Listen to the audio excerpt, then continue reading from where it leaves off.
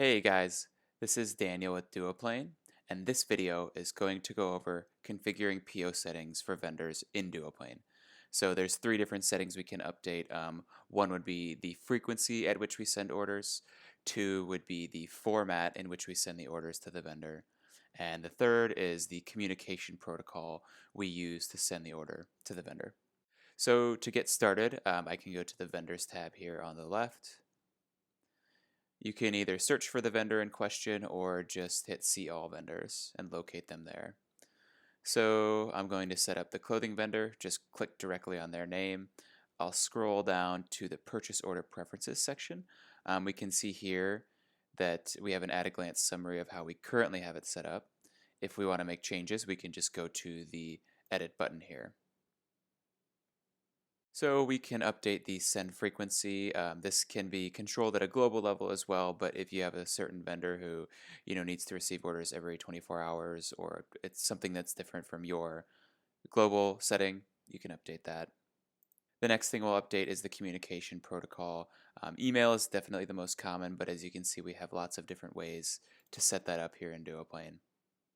I won't go into each one in depth. If you have questions on how to set these up, just reach out to us at support@duoplane.com. You can also set up whether the vendor receives packing slips as a part of their Duoplane POs and whether the PO is in the email body or if it's just sent as an attachment. So the final thing we'll set up is the format. Just like with the communication protocol, we've got lots of different options. CSV, PDF are probably our two most popular. The nice thing about the CSV is you can completely customize that. So if you choose it, you can scroll down to the file columns and configure the column headers here really easily. If you don't see a value here that you want to include, we can usually include it as long as it's something that comes from the PO in your e-commerce platform. So if you need assistance with that, again, just reach out to us at support@duoplane.com.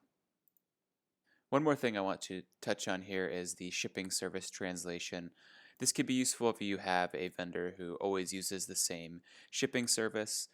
You can change that from what is displayed on the PO from your e-commerce platform and replace it with a specific value for that vendor.